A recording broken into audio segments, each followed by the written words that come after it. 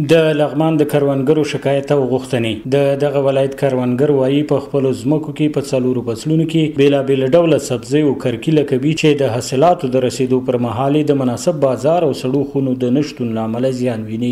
دوی ډیری وخت خپلې سبزۍ د سړکونو پر غاړه په ډیره کمه بیه پلوري.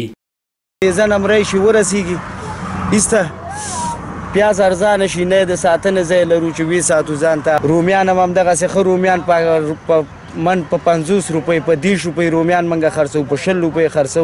د ترکاریګان هم د پاکستان لاره خوش ده. د ګندنې په سړک کې ډېری دي 10 روپۍ څوک نه اخلي. د ماشومانو سړک ته ویسلي هغه په سړک کې خرڅوي.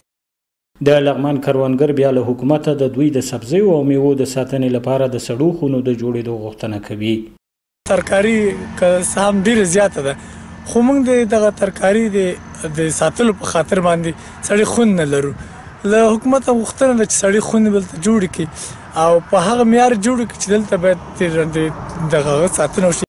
بل لور ته د لغمان د والي ویان بیا د مرکز مهترلام په ګډون په الینګار او کرغۍ ولسوالیو کې د سړو خونو د جوړېدو خبره کوي او زیاتوي که اړتیا ولیدل شي یو شمېر نورې سړې خونې به هم جوړې کړي.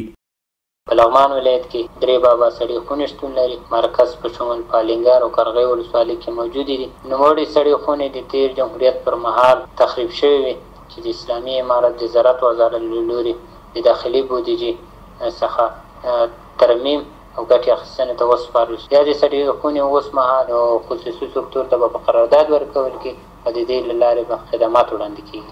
په تیر کې د میلیونونو افغانیو په لګښت دغه ولایت په کرغۍ کې د لغمان پر عمومي سړک یو معیاري خونه جوړه شوې وه چې اوس مهال یې ځینې برخې له کاره لوېدلې دي.